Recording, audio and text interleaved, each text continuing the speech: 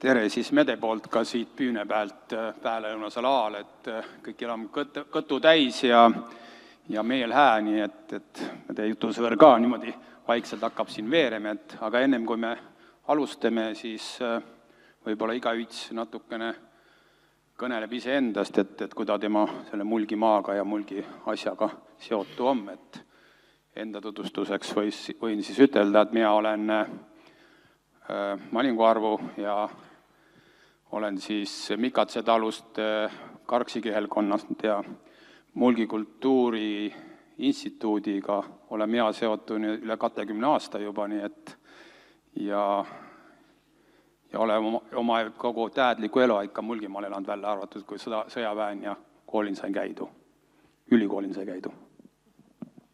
1, 2, 3. Töötab. Tere, minu nimi on Liina,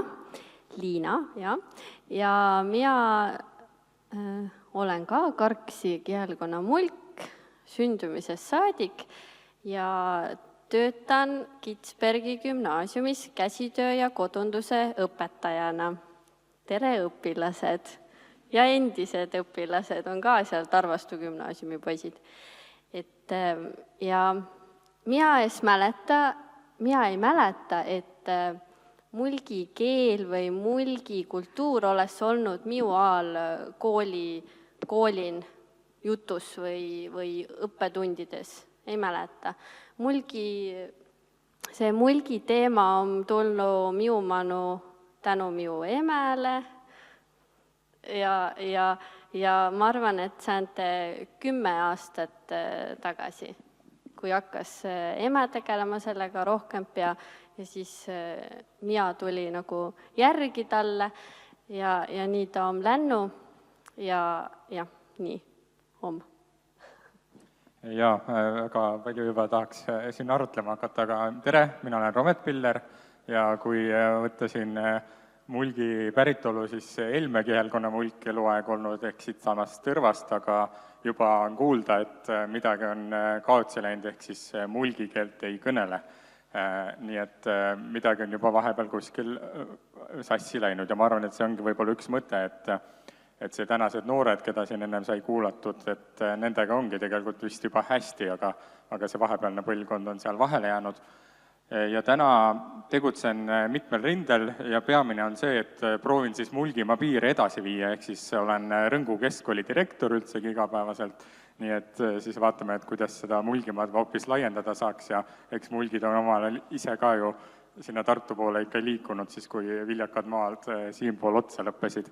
Ja nii-öelda Tõrva selline panus on ikkagi igapäevaselt see, et tahaks sellist teatriharidust edendada, nii et siis panustan läbi noorte teatriringi juhendamise ja seal ka võib-olla mulgi teema ei ole nii suurelt sees olnud, aga võib-olla siis pärast tänast hakkab rohkem sisse tulema. Ja tere, mina olen Urmet Mihkel Ilus, olen pärit siis Aliste kihelkonnast, Sammaste külast ja siis Selle-Torimaa talust. Võib öelda nii palju, et meie juured hakkasid sealt samast pihta teadaolevalt 1575, nii et võin ennast pidada ikka täielikuks mulgiks. Ja praegu ma siis elan Päigiste külas, ka Aliste kihelkonnas, Albi talus, mida ma siis taastan ja töötan Kilingi-Nõmmes, olen Saarde valla huvikeskuse juhataja ja noorsootöötaja. Aitüma, nüüd me oleme Kikega tuttavast saanud ja hakkame siis oma jutusõõriga pihta, et siis meil on selline eesmärk pandu, et me peas nagu arutame, kuidas siis seda mulgi asja või mulgi teadvust nagu põlvest põlve siis edasi anda. Et võib-olla siis Kike pealt sõnastaks ära, et mis asjane või need tunded on siis, mis teevad Mulgimaast Mulgimaa. Et kes siis alustab? Aitüma. Minu jaos Mulgimaa on kodu-kodus. Minul on see kõik lihtne. Mina olen siin sündynyt, kasvanud, koolin käinud ja tagasi tulnud, vahepeal päälinnan olnud ja mina ei kujuta ette, et ma elas kuskil mujal. ja see tunne, minu jaoks see tunne ongi oma tare, kodu, tuttava raja, tuttava inemise ja see rahvarõõva ja keel ja see tuleb kõik üten lisas sellele. Minu jaoks on see kodukott. No siin võib-olla praegu on mõtted veel söögil, aga kuidagi see enne viimane ettekanne oli ka selle kohta, et see mulgipuder ja mulgikorp, et need on sellised kõige tuntumad ja levinumad asjad, et siis ma arvan, et see on see, mis on võib-olla kõige rohkem levinud ja üks asi kindlasti ongi see mulgikultuur ja meel, see on, ma arvan, see, mis on sealt toidust ja mida me saame nii-öelda tunda kõige otsesemalt võib-olla ja mis on kõige rohkem käega katsutavam. Ja et meie tulime siis ju 90. algusest tagasi, aga ikkagi enne seda, nii palju kui ma mäletan, siis kogu aeg ikkagi isa rääkis, et oled mulk ja sinu esivanemad ja vaarvanemad ja kõik on mulgid. Ja seda teen mina ka praegu enda tütrele ja siis pojale. Poeg muidugi veel ei saa aru, aga tütar saab juba hästi aru. Teda ma näiteks kutsun väikseks mulgitariks ja ta on väga õnnelik selle üle. Aitäh! Aitüma! No noore juba siin Ehen ja kooliõpetaja ka kõnelesi, et mida kõik juba tetasse ja kuidas kõik läheb, aga ja mis asja on, mis koolin õpetasse ja mida, kus laagrin käiakse. Aga mis te arvate, kuidas ne asja noortele pääle lähevä ja kuidas me saas avitada, et need teema oleks nagu süüdave latsile? No nii, no ma arvan, et ma väga nõustun siin enne meil algas päev sellega, et kui paljud meist kodus selle kultuuri edendamise ja meele hoidmisega tegelevad ja neid käsi ei tõusnud. Koolist ma saan selle paralleeli tuua, et kui toimub mingisugune negatiivne asi, siis öeldakse, et aga miks kool sellega ei tegele. Kool võib tegeleda ja kool tegeleb kõigega, aga kui kodu ei aita kaasa, siis ei saa need tulemused ka tulla. Ehk siis väga oluline ongi see, et võib-olla kui me praegu mõtleme sellele, et kuidas noori, kuidas õpilasi kaasata, kuidas neile seda pärimust anda, siis me võib-olla alustame natuke valest kohast ja võiksime minna sinna nende noorte vanemateni just, kes ongi jäänud sinna põlvkonda, kellel on see välja jäänud kuidagi see kultuuri, nii-öelda mulgikultuuri saamisest on nad välja jäänud ja siis kui nemad on sellega ühes paadis, siis nemad saavad enda lastele seda edasi anda, et kui meil ei ole neid, kes saavad edasi anda, siis me ei saagi edasiandmisest rääkida. Ja samas ma arvan, et see, kui ikkagi noortele edasi anda, et siis noorte enda mõte oli ikkagi ka ennem, et noored on meil väga nutimaailmas ja siis kasutame seda nutimaailma ikkagi positiivselt ära, et meil on TikTokid ja Instagramid ja mis igasugused kõik teised platvormid, et teeme siis mulgi sellised TikTokid ka ja hakkamegi siis seal neid mulgi keelt ja kultuuri läbi nende lühikeste videode õpetama. Jaa, kõik väga head nii-öelda tähelepanekud. Mina arvan, et juure tasandil ikkagi tuleb see asi pihta hakata, et näiteks jällegi abialasteaias mu laps käib ja seal on mulginädal ja lihtsalt sõidan üks hommiku temaga lasteaeda ja tema ütleb mulle, et ma laulan sulle mulgi keeles. Ehmatasin isegi kergelt ära, sellepärast et ma ei osanud üldse sükest asja oodata. Väga tore, nii et ma arvan just, et nii palju kui vähegi võimalik, siis noorest peast kohe pihta hakata. Jaa, selle jätkuks lasteaian, vähemalt Karksiluian ma tean, et on tõesti mulgikeel ja mulgitegevuse nii tihedalt sehen, et kui mina sügisel seda nahatöötuba tegin noortekeskuses noortele, siis 6. klassi poiss hakkas mulgikeelen laulma seda laulu, mida ta oli Laandealligel lasteaian laulnud. Ja neil on nagu see nii sehen, see mulgikeele laul, mis lasteaiast jääb sisse, sest seal nad teevadki hooga, üten koon ja see on väga hää. Ja siis kool peas jätkama ikkagi süsteemselt selle asjaga ka. Mina sellest TikTokist ja sellest ei tea midagi, mina olen sellest ka välja jäänud, ma ei tea, kas ma olen nagu vana noor inimene, aga et jah, et mina ei siis mõista nagu sellega üldse tegeleda, aga jah, et see lasteaid, kool, huviringi, süsteemne selline mudimine, et jaa, nad tulevad väga hästi kaasa tegelikult koolilapse ka. Aitäh. Tundub jah, et me oleme nende lastehaigduga nagu kõik ikka hästi, aga see kodunt alustamine, et mina ikka armastan ütelda, et täiskasvanud enam ei kasvata, et tegelikult me peaks ikka vist nendest latsist peale hakkame, et need, mis meil Pirla on, need asja on, need eestvedajad on, aga et mis peaks siis seal koolin tegema või noortekeskel või huvikoolin, et see jõuas nagu rohkem inimesteni, et mis arvamus on?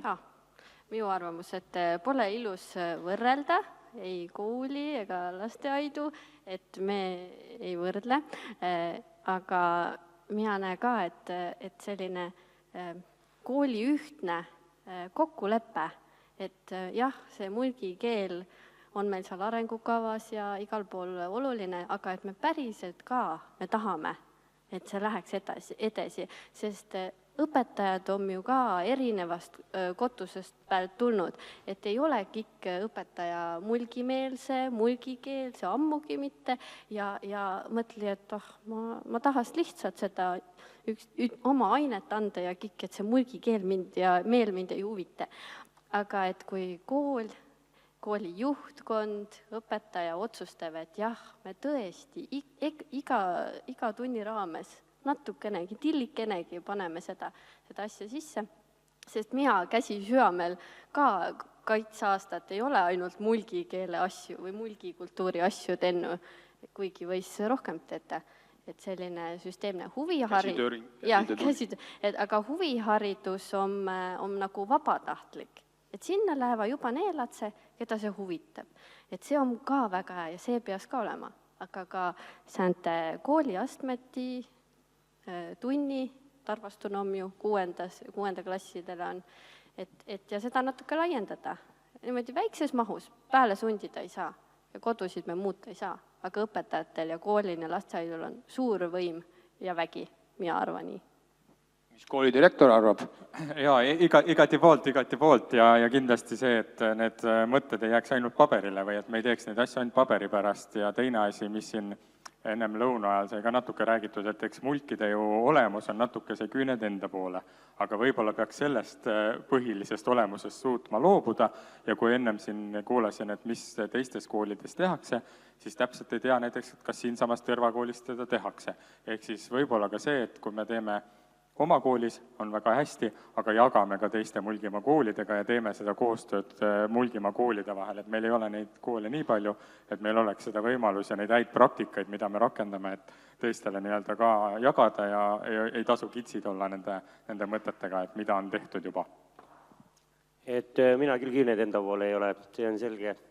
Aga kõik on põhiliselt teil juba räägitud, mis mina veel lisaks on see, et mis tõesti nagu rohkem siis kaugemale haardub, on kunst ja muusika.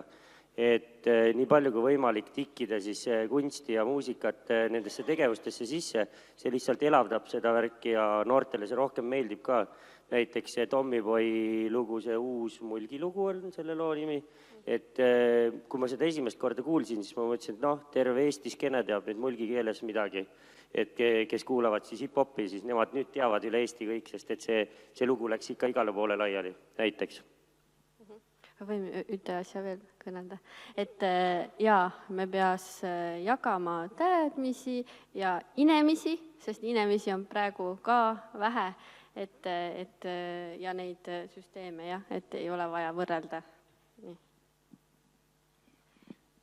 Et jah, siin tuli mitu mõtet ju välja, et just niisuguse asja, mis noortele meeldib, muusika ja kunst ja ja rõivjad võib-olla, et peast nagu sinna võib-olla rõhku rohkem paneb, et mis võiks nagu see niisugune vedurtul sel kotuse peal olla.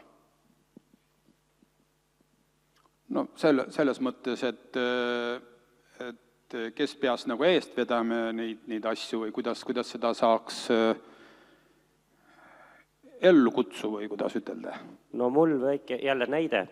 Ma siis olen algusest peale niisuguse ürituste sarja või festivaliga seotud on nagu Island Sound, mis toimub siis Illiku laiul Orissaares. Ja temaga on tänaseks siis, on möödas siis 7 aastat, tänaseks on nii, et on ülemaailmselt tunnustatud festival, nii et on saanud auhindu igast erinevaid ja käivadki ülemaailmsed artistid käivad seal mängimas, mis tähendab, et samamoodi peaks siis, võiks siis olla mingisugune nii-öelda kas festivali või mingi sellise asja raames ja muidugi siis suur koostöö omavahel, et siis on see, millega sa saad maailmakaardile, kui sa teed mingit kindlat asja, aga mina näen seda jällegi, et läbi muusika ja kunsti on see käinud, sellepärast, et kui sa teed mingisugust, näiteks, ma ei tea, sul on saekaater, siis laudasid tehakse igal pool üle maakera, et niiviisi, et võib-olla sellega nii lihtsalt ei saa, kui siis jällegi kunsti ja muusikaga. Jah, et siin ennem ka noortelt kõlas see, et ei ole sellised rahvariided võib-olla nende jaoks väga olulised, aga et mingid väiksemad asjad on ja siis hakkasin ise ka vaatama, mõtlesin, et mul on värvilised sokid, ma kannan alati värvilisi sokke, aga kust ma mulgimustriga sokke saan? Et keegi võiks kuskilt, et näidata, et see on ka selline turundus ise või et kus ma saan mingi väikse rinnamärgi endale, et kui mul ei ole mulgikuube, et sellised nii-öelda võib-olla see tootjate ja selline käsitööliste nii-öelda ka, et kuidas neid nii-öelda rohkem saaks ise meie nii-öelda kandikul ette kanda kõigepealt ja kui nad on juba ette kantud, et siis nad jõuavad rohkem nagu massidesse ka.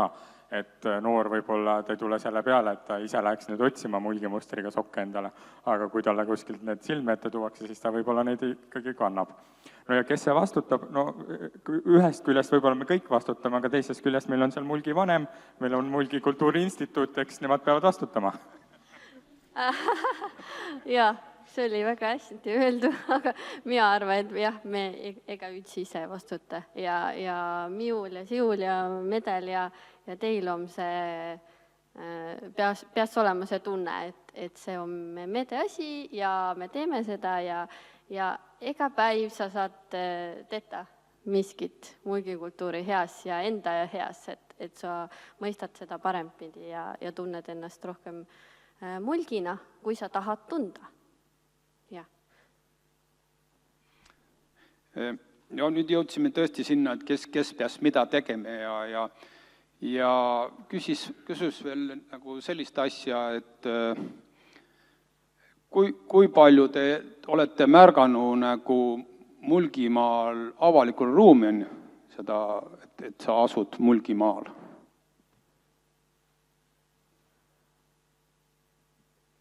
Nojah, kui me koolidega ütlesime, et ärme võrrelda, et siin vist on küll nii, et kui me neid kihelkondi ja valdasid võrdleme, et siis siin on vist erinevalt, et on neid, kus ma tean, et on kohe bussipaviljonid on nii-öelda mulgimustriga, mulgitoonides, et Arvastusse sõidad, seal on kohe väga hästi seda Mulgimaa tunnetust näha, aga et need on vist ka väga selline geograafia mõttes siin valla piires, kihelkonna piires on nagu erinevalt, et võib-olla on jah, see asi, mille peale võiks mõelda, et nii-öelda Mulgimaa väravad oleksid igas suuremas punktis näha, et kui Mulgimaale sisse sõidad. Ja nagu öeldud sai bussipeatused, siis Abjas ju on see Mulgi mees on seal ringtee peal, mis muidugi hakkab silma. Aga siis ma ise arvan ka, et võib-olla mingid suuremaid taieseid nii-öelda, mis siis otseselt seostavad mulgi värgiga, siis igale poole eri paikadesse üles panna, et need jäävad ju mööda liikujatele jäävad ju meelde, et niisugused tähelepanekud. Jah, kõik on möödu, aga mina tahtsin hoopis kiita vaheldluses, et tegelikult, et meil on hästi palju neid sündmusi, mis ongi see, nupute välja ja mulgilõõrike, need ei ole nüüd siis, aga need paistavad ka välja, kui on kuulutuse ja sündmuse, mis ongi just Latsile mõeldud, eks ju. Et on see pärimuspäe ja mulgipidu Ütenkoon ja selliseid asja on ka päris palju. Jah, et kindlasti võis rohkem olla, aga need on ka ikka vägevad asjad, mis on juba aastid toimunud. Et kokkuvõttes võis ju võtta nõnna, et kui ütsitult vaadata, siis nagu ei tettagi midagi, aga kui täna siin konverentsil olla, siis vaatad, et koolid, kuidas toimetab ja kuidas instituut toimetab ja kuidas üldse tehakse päris palju asju tehakse ja mina arvagi, et igaüks meist peaks nagu panustama ja mõtlema oma töökotuse peal, eriti kui tema veel noori peas juhtme või õpetame, et seda mulgi tunnet ja meelt nagu kasvata. Et see on nagu põhiline, et need mulgikeelse laulude konkursi ja tähendab, me kuulsime siin ju Latse esindusel mulgikeeleni ja ma vaatan seal meie noobid, lõõtsanoobid on seal mulgi rõivin ja noh, kõik see loob tegelikult keskkonda, et selles suhtes võis vist tõesti ütelda, et ikkagi päris paljud teatasse. Aga lõpetuses mul on ka üks niisugune küsimus tedele, et 21. aastal toimus rahvaloendus ja seal andis teada, et 13 700 henge, et nemad mõistavad mulgikeelt. See oli 4000 henge rohkem kui 20 aastat tagasi umbes rahvaloenduse ajal. Aga kui tede käest nüüd küsida, et milline on mulgikultuur ja mulgikiil 20 aasta pärast või kuidas see võis välja ähada või on tillike kultuur suurel maailmal ära lahustunud? Mina ei usu, et lahustub. Mina tunnen, et see saab tämpe nagu hoogu, manu, et näed, meil on siin Latsi, kes ongi juba lasteaian õpnud seda ja läheve edasi. Mina oma alal ei tähendanud miskit sellest, et ma arvan, et ikkagi kõik läheb parembas ja aina parembas, et me aina rohkem tunneme ja meil on vaja seda kohta, kuhu me kuulume ja seda teadmist ja tundmist, sest muidu sa kaod maailman ära, lihtsalt oled see liivaterake, kes ütles, et me ei taha olla liivaterakesed, me tahame olla see kivike, et siin selle kodukotuse peal, jah.